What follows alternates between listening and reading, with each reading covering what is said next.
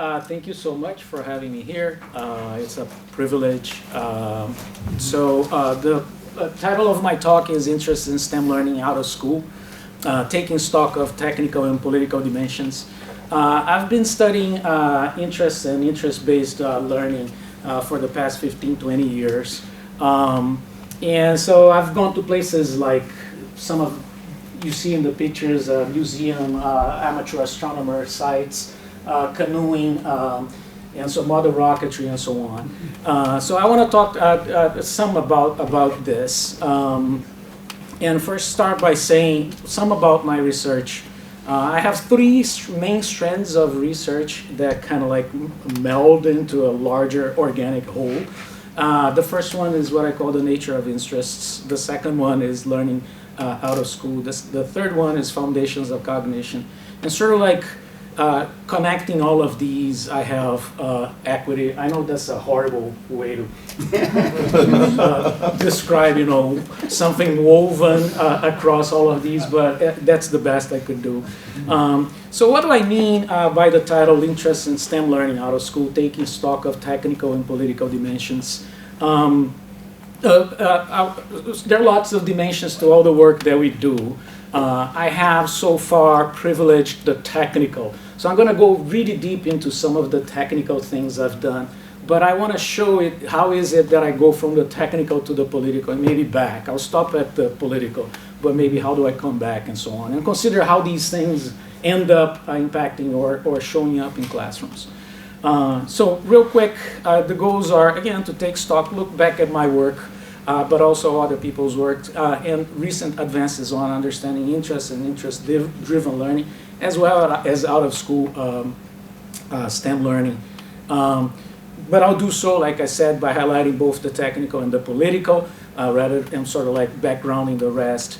But as I do that, of course, I'll be reviewing some of the things I've done, but also pointing to where I see this whole work going. What are interesting new research venues that I see growing up out of this. And I will concentrate on just the top two parts of my research agenda.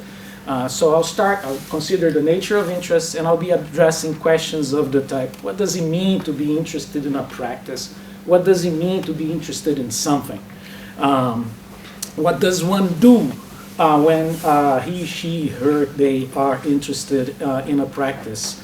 The second one is, what is the object of interest in an interest-driven relationship or practice? For example, we can all in this room agree that we're interested in education, right?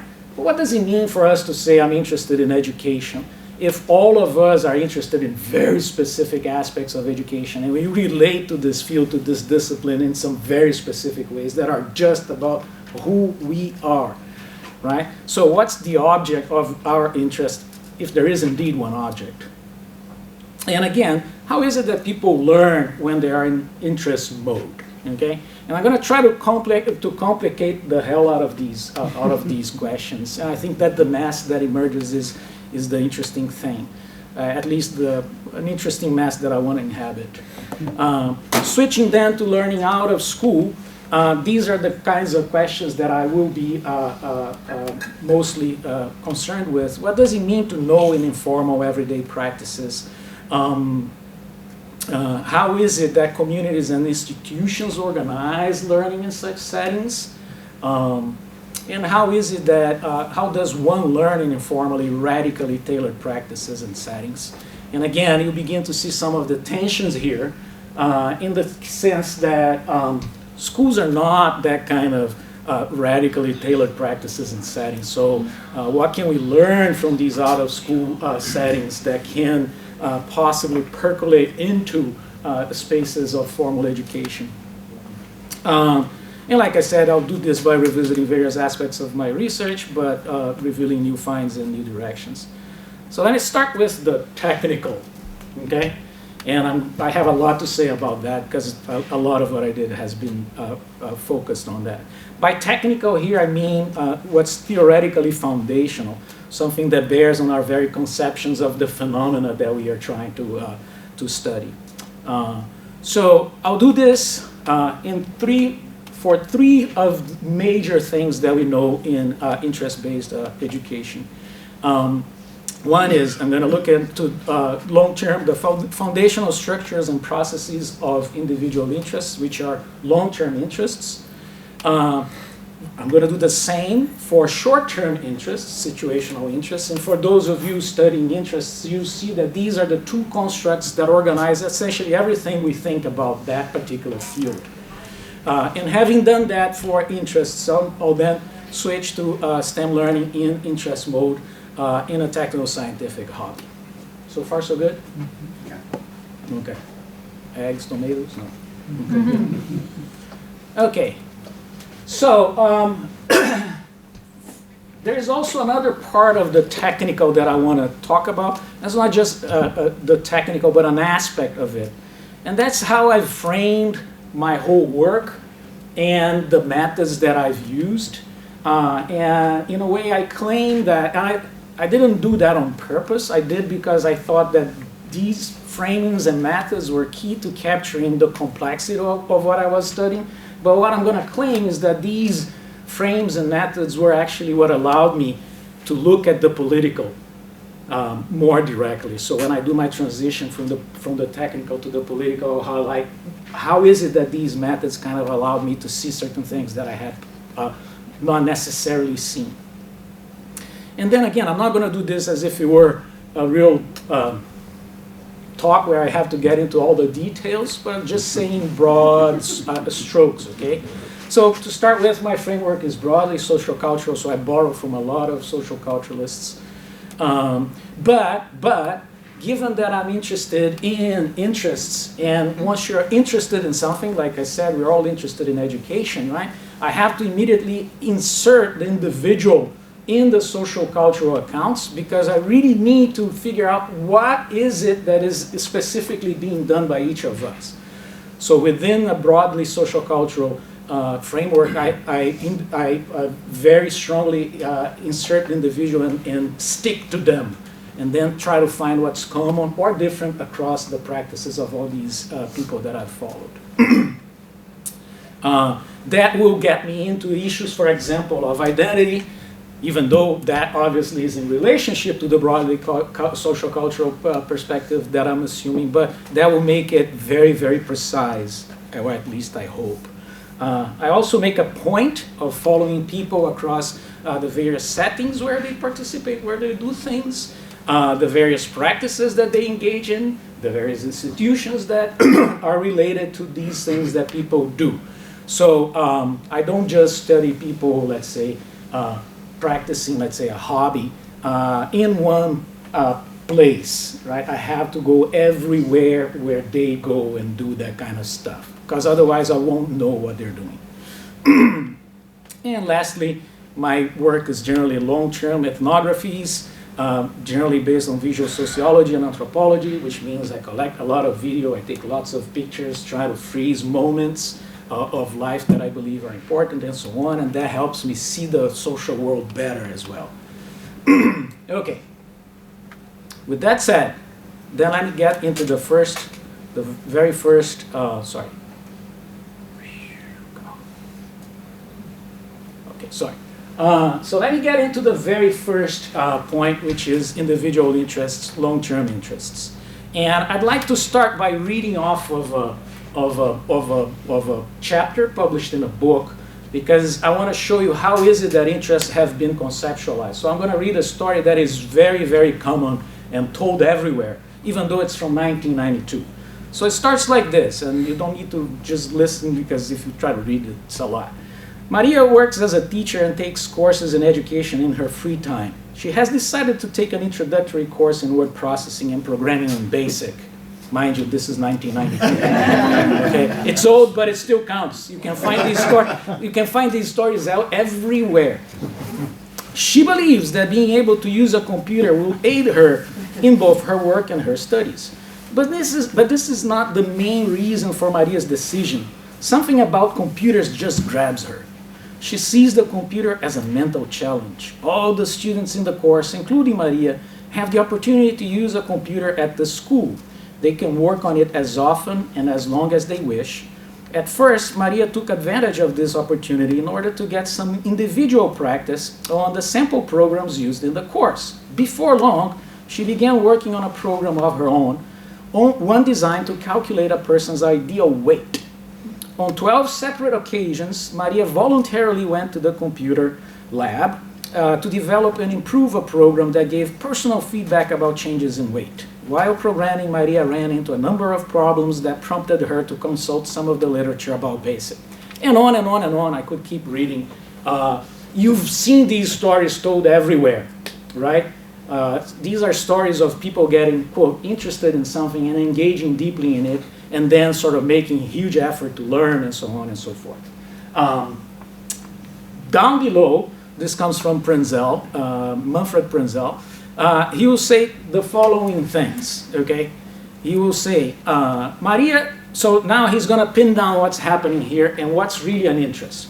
So he says, of all of this story that he could have picked a number of dimensions from, he says, Maria is interested in a certain object, namely the computer, okay? And I'm going to problematize that. And so that, according to the literature, is, so I'm going to highlight those two. So object and computer. So there is an object, and that is something identifiable like a computer, or generally a domain or a discipline. Like I started by saying, we're all interested in education, right? So, so there is an object, and the object is that one, the computer. She wants to know more about computing.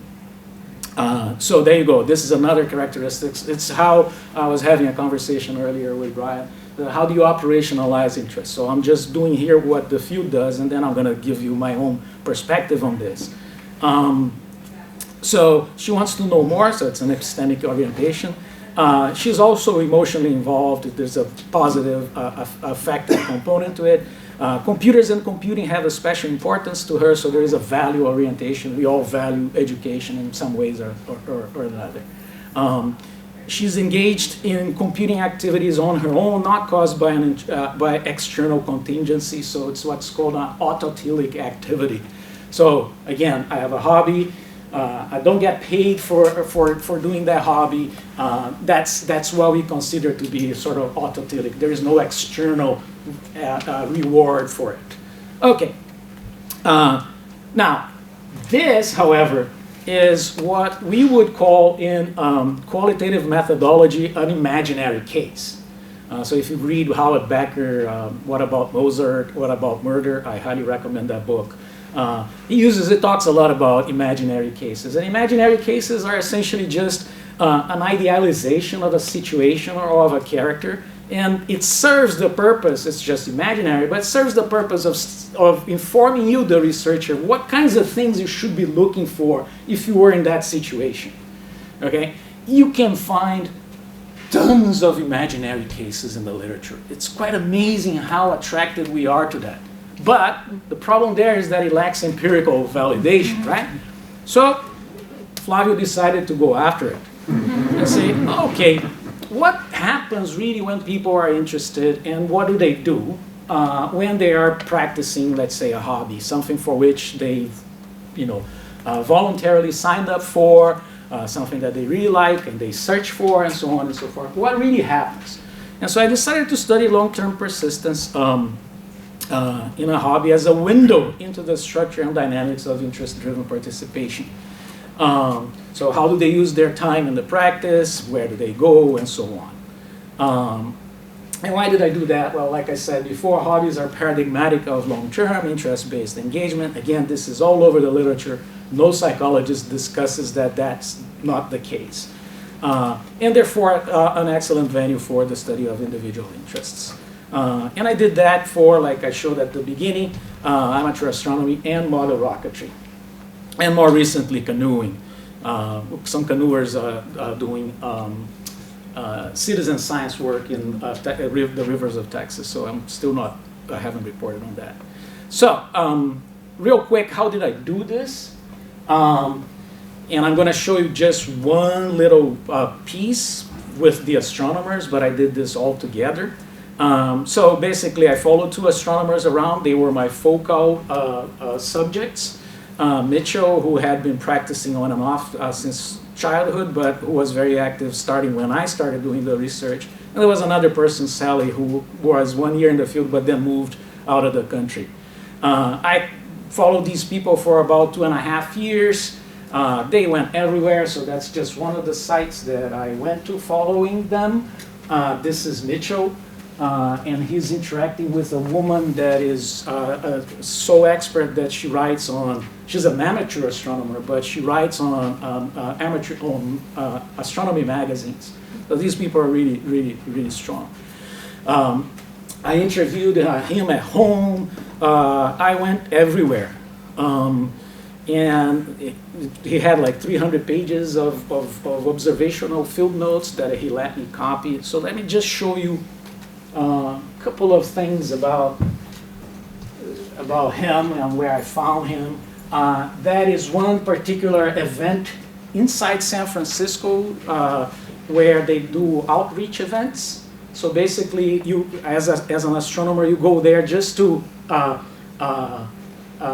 get more people to participate on this rather than doing your astronomy activities that you'd like to pursue. This is him doing his own, that corner there is him doing his own observations. This is us at home with him looking at all the infrastructure that he has at home about astronomy, and he practices at home as well. So he'll set up his telescope outside just to, observing some stuff, but just to fish people passing by to have good conversations.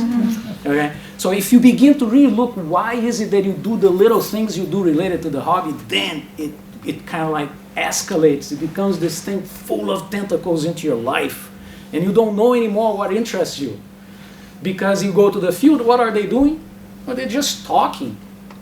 The damn telescope is sitting there for hours and nobody's doing anything, just having a good beer around it. It's like, wait a minute, what are we doing here?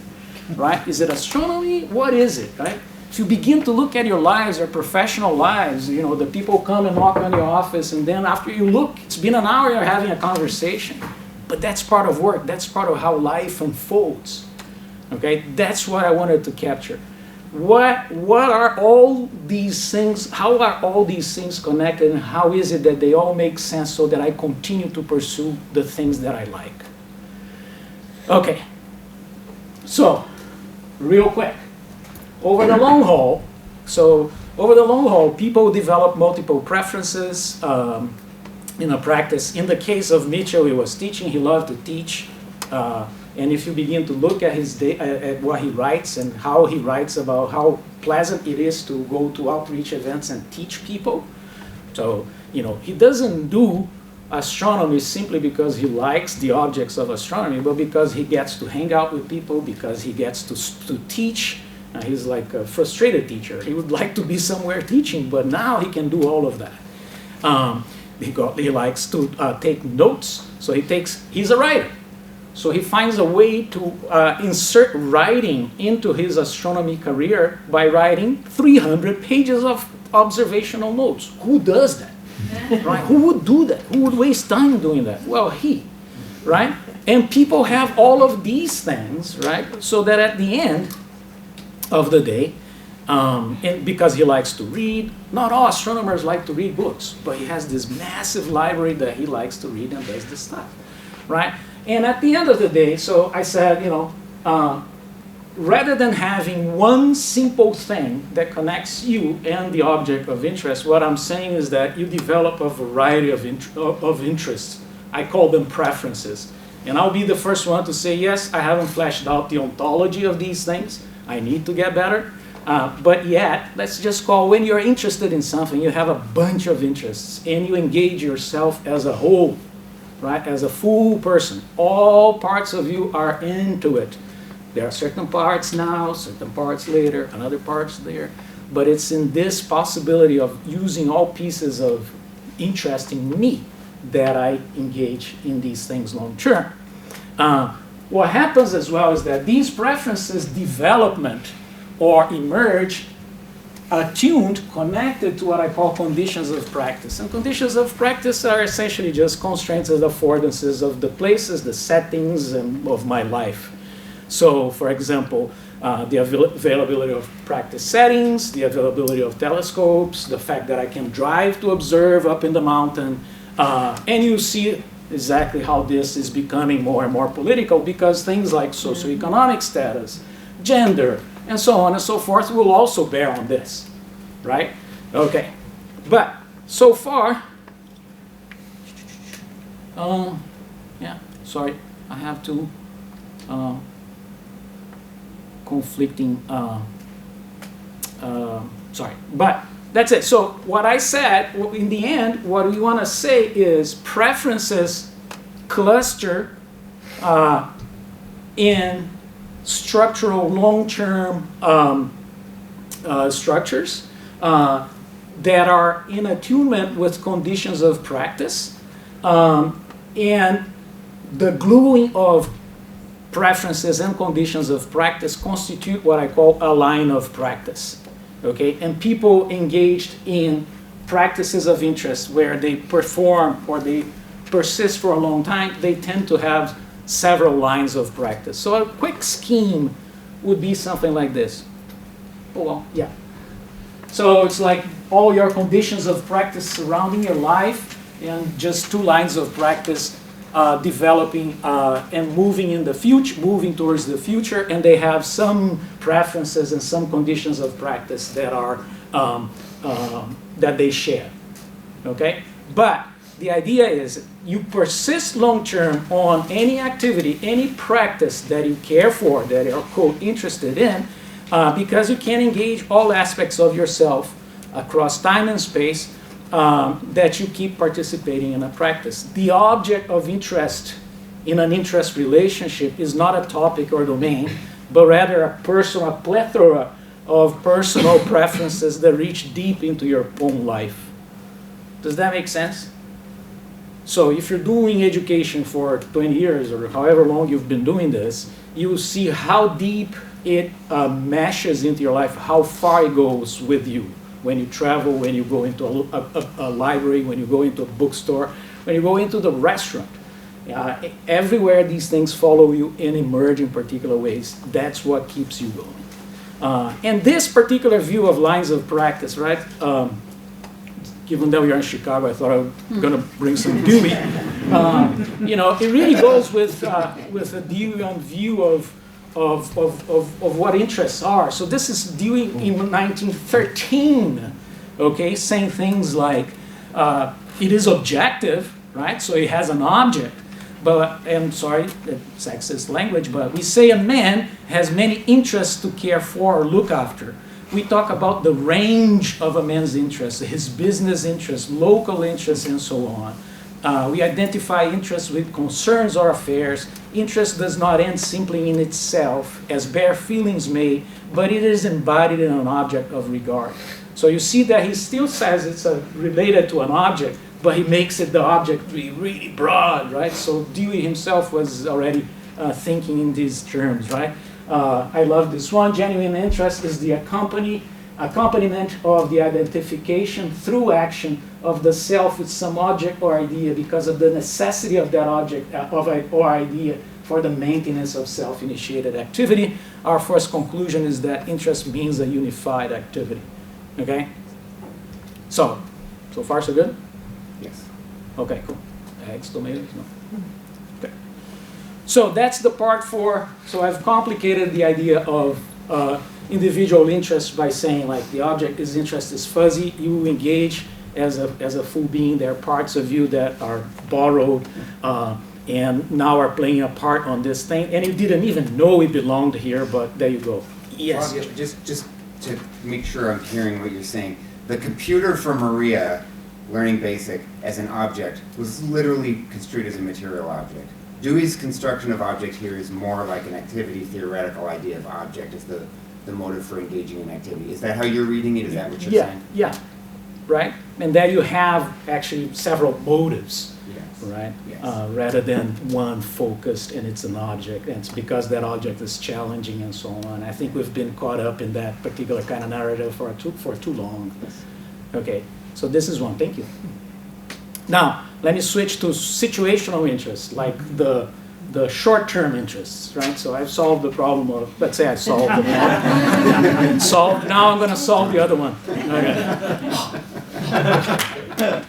So, So I'm going into situational, but why situational interest? And yeah, sure, I'm interested in solving the problem of interest, but here's what happened.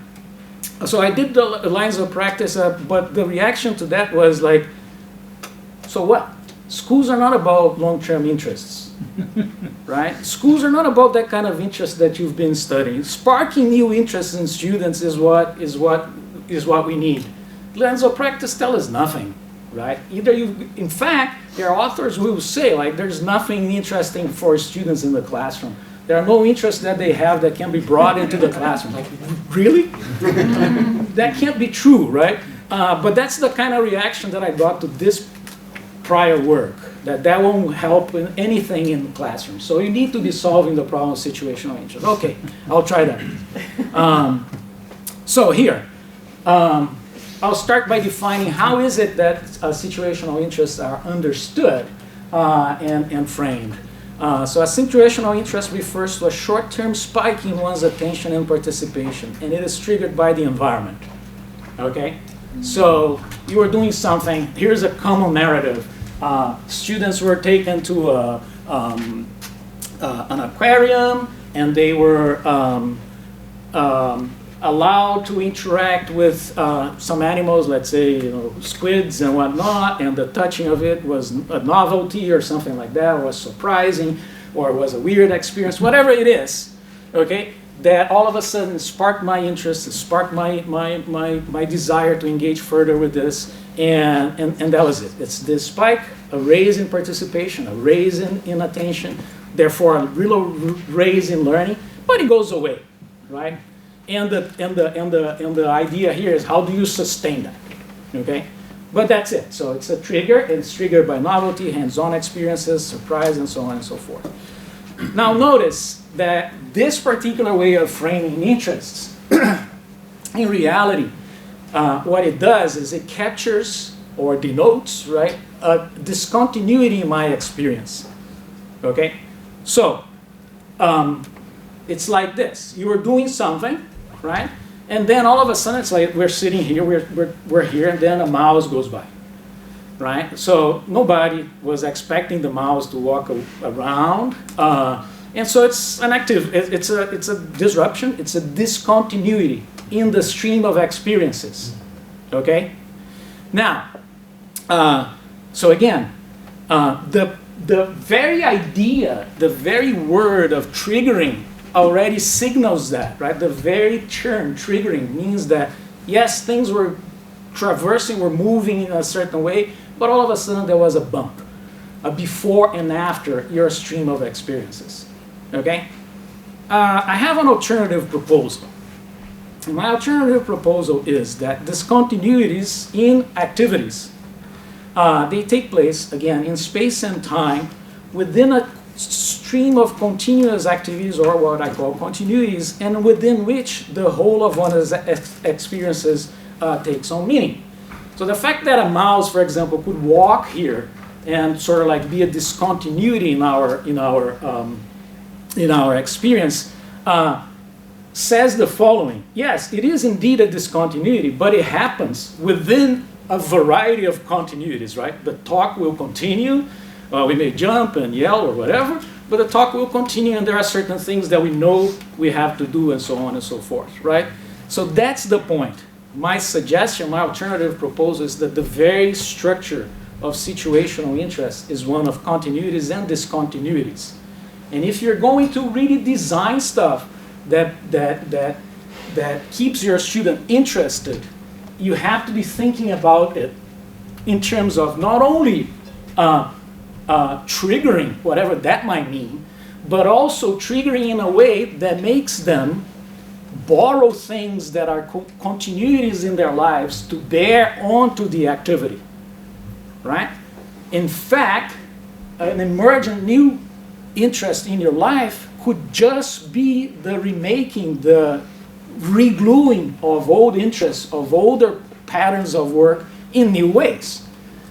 In which case, it would be just a bunch of continuities just reassembling themselves, okay?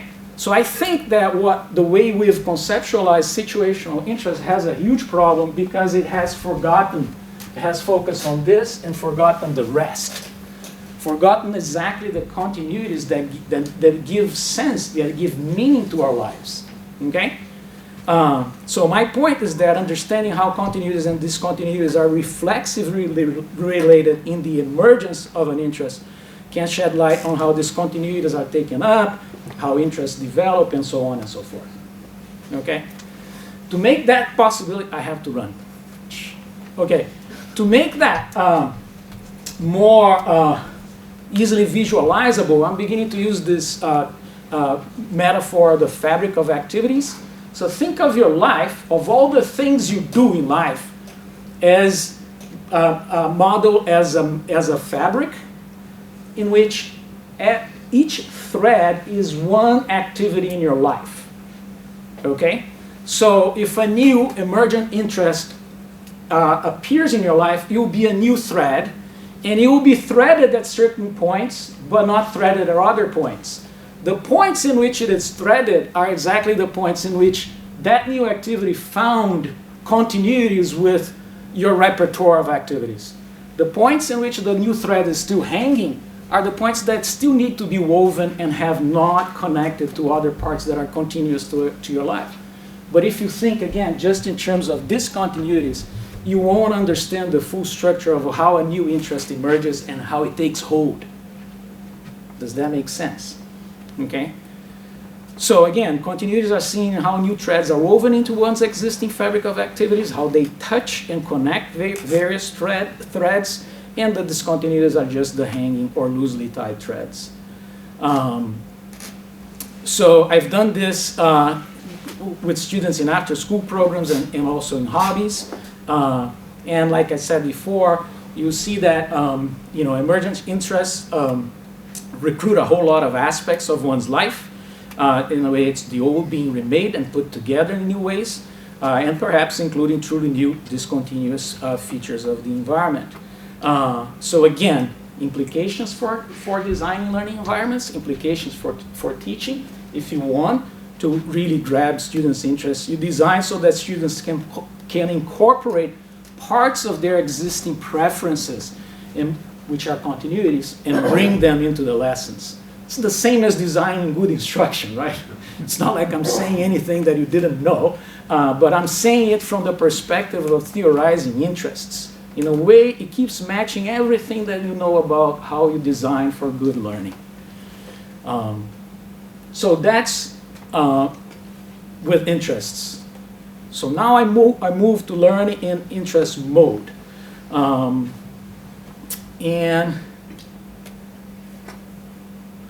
the point here is, again, how does one learn in a practice of interest?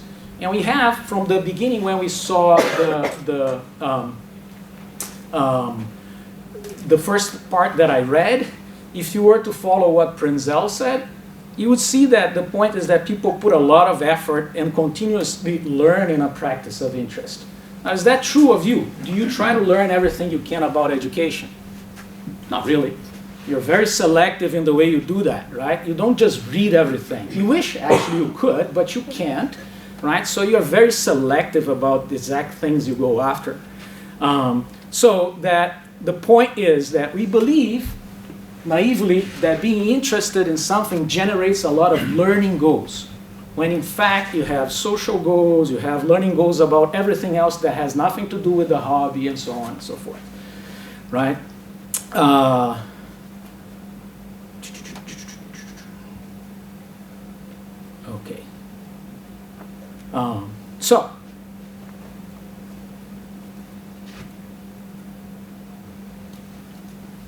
Okay. So I go straight into the knowing of rocket stability. How is it that people know model rocket stability? Here's a very complicated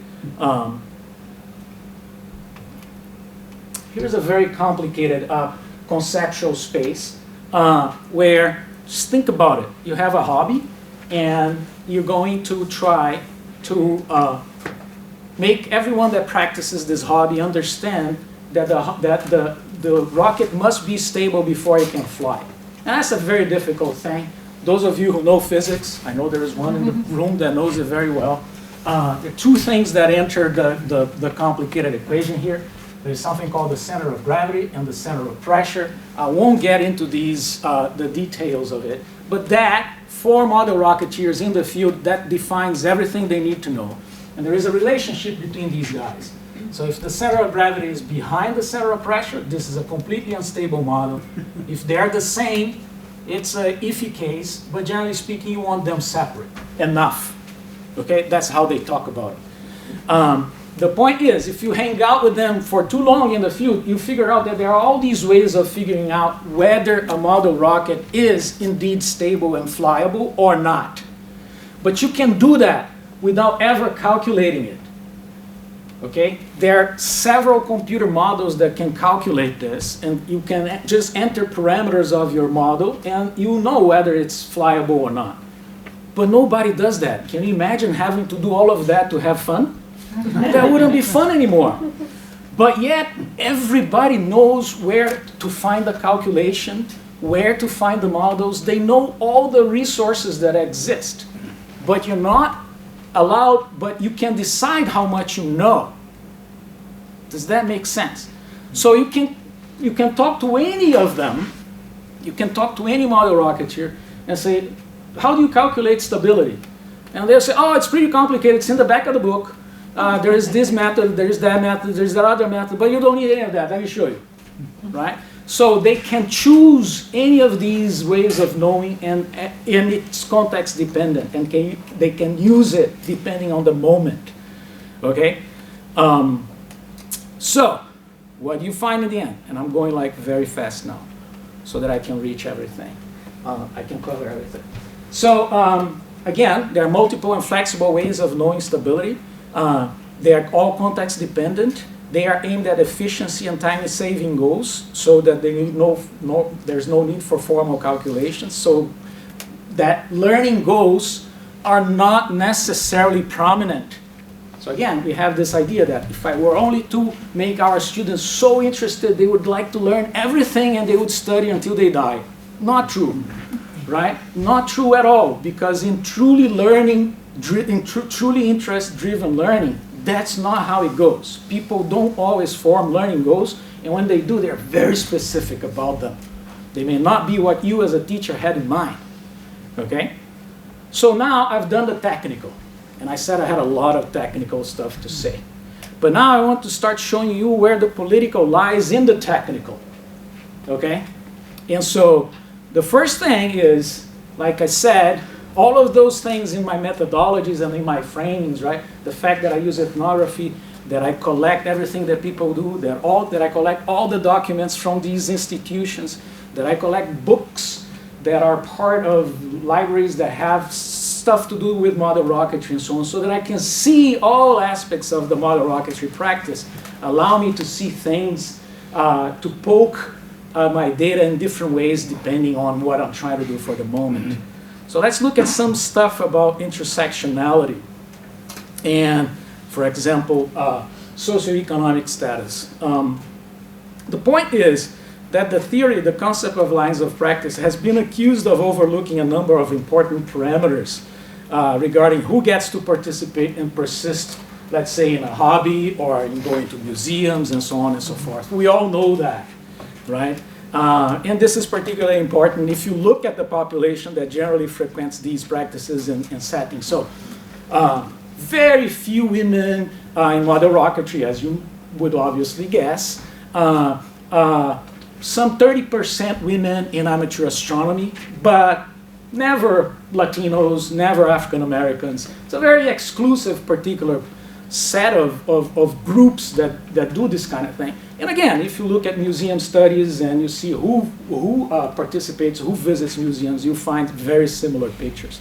The point here is that some of these things are built into the model lines of practice, except that I didn't highlight them. So I'd like to highlight them. For example, with socioeconomic status. Well, socioeconomic status is one key condition of practice that impinges on everybody's lives. And that was written into the model because lots of my own subjects had budget problems with their practices. But the cool thing is that people choose, even with little money, people choose what to do with that budget in very different ways. So I had one model rocketeer who used the very little money he had to build a huge, powerful model.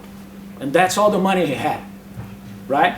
But I had another one who was a very young, 14 to 18-year-old, who had very little money, but chose to invest in a number of tiny little rockets, right? So even looking at intersectionality and say, issues of socioeconomic status, it's crucial to understand how these things come to play in each and everyone's lives.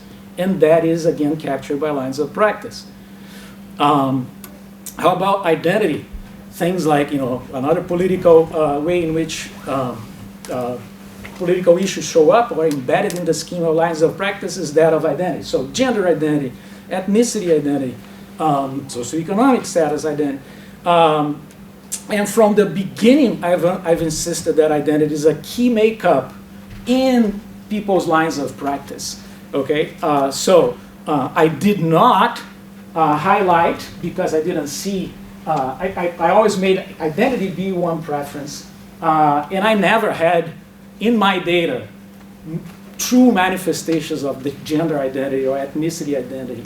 So I couldn't make those kinds of claims. But people did invoke a number of things of identity, so that I included it in the model as one of the motivators for you to create particular lines of practice and not others.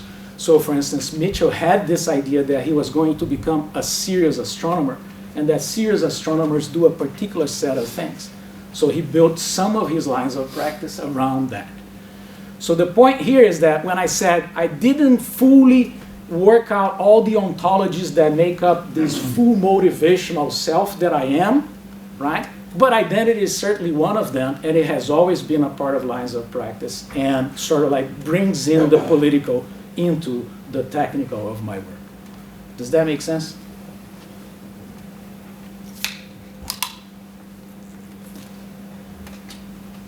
Okay, so far so good? Questions, complaints? Okay, so what I see then as a future work that excites me and that glues two parts of the political and the technical is exactly this idea that I'm thinking about a complex system modeling of how we engage activities and how is it that we recruit our various preferences in conjunction with continuous and discontinuous activity systems as a way to write a general theory of activity. It's a bit too brave of me. I don't know how to do it, but I want to do it. So I have no clue how to start it. Someone suggested I just need to grab a group of 10 people, lock ourselves up, and write a book. I said, okay. I have no idea how to do that, but fine.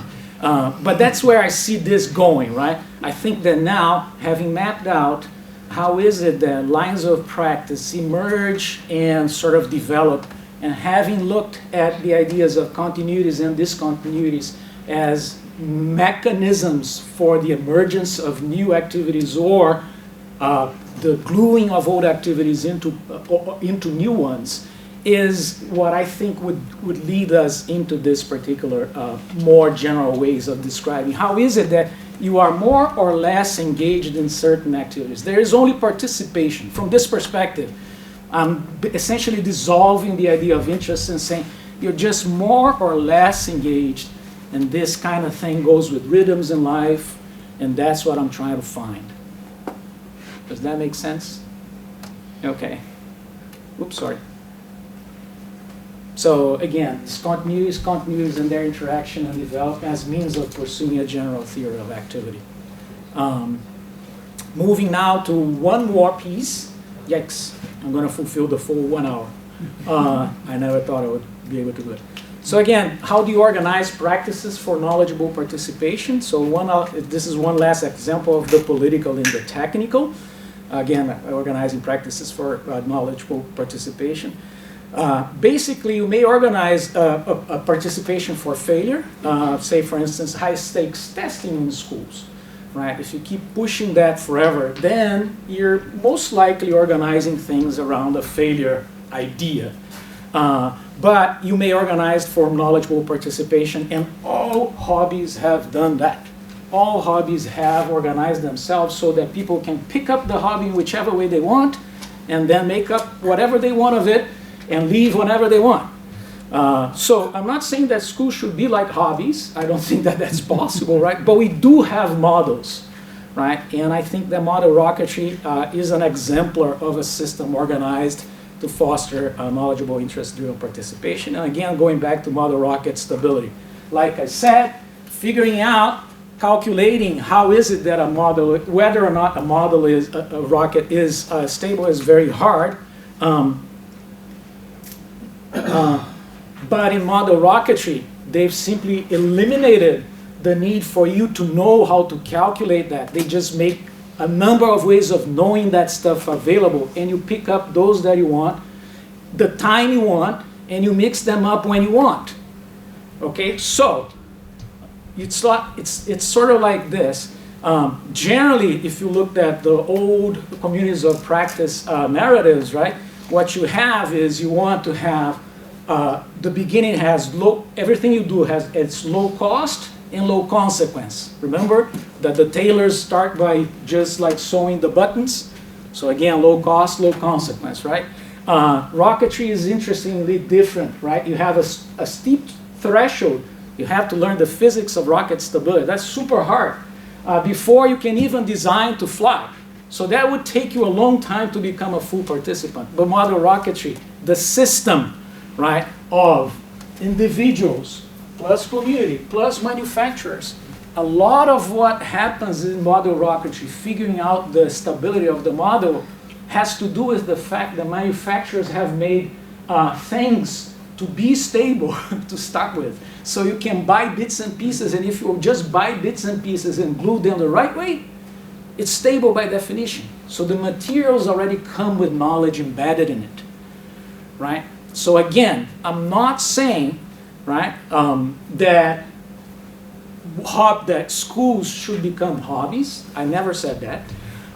All I'm saying is that we have a model. We know that some people have designed systems that allow people to constantly participate as knowledgeable, competent practitioners, but that other places like schooling have a different way of doing that.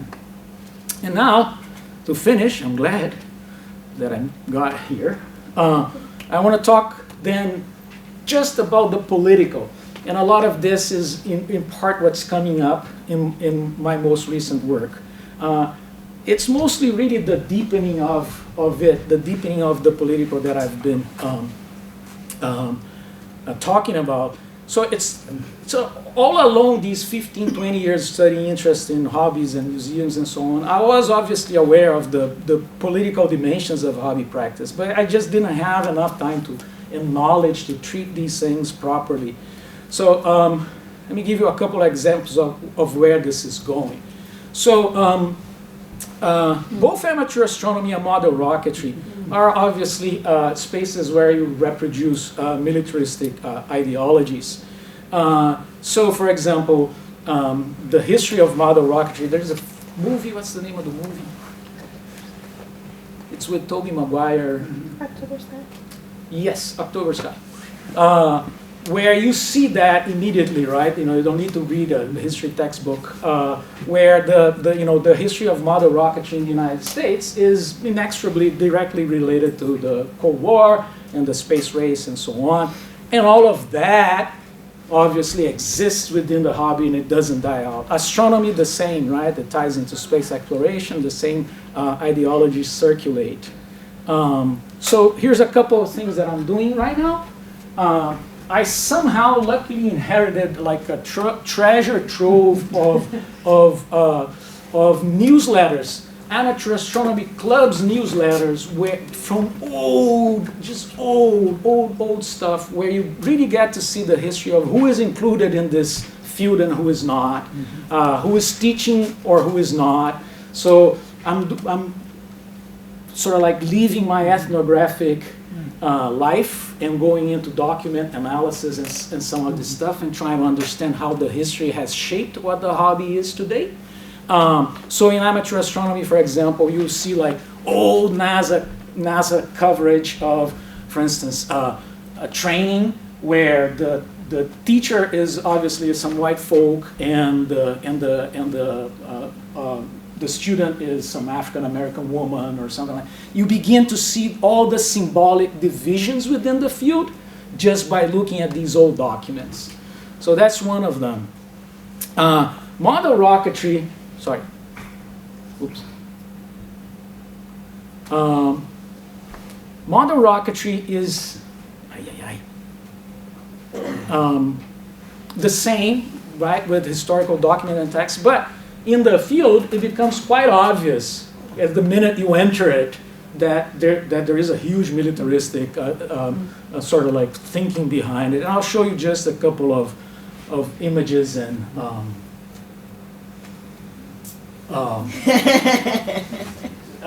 so, you know, United States Air Force and the meanness of things and the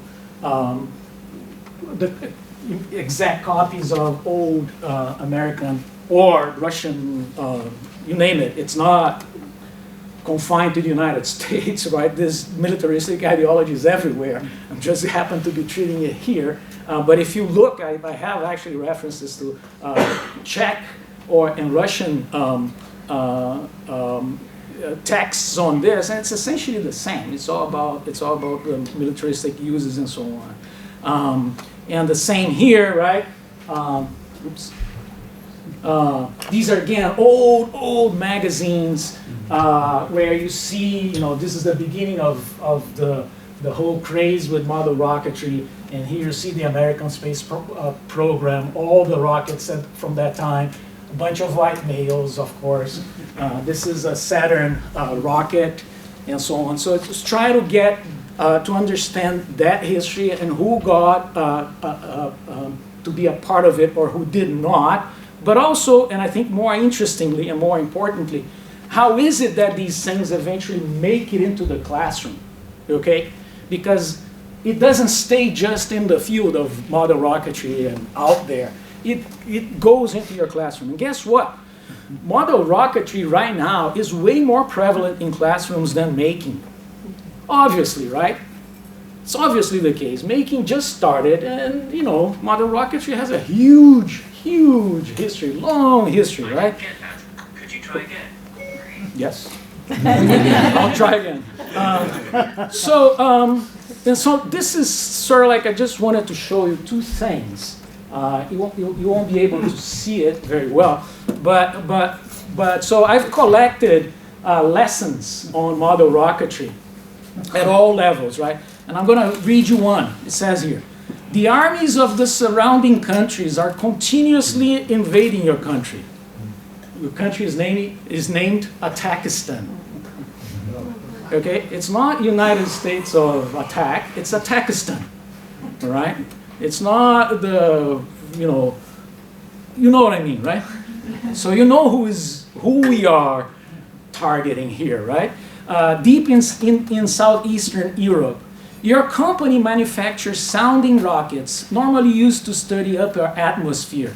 The poor national economy, competition from countries afar have put your company, Aeroflop, okay, in deep economic problems. So that's a joke on Aeroflot, which is the Russian national airline.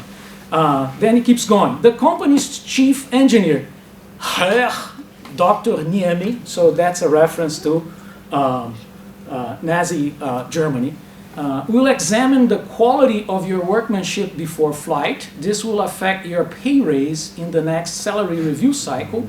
He will also examine the rocket after flight for any damage, So if you run a critical discourse analysis of this particular set of things, what you see is that actually, you know, fascist ideas generally are circulated with humor.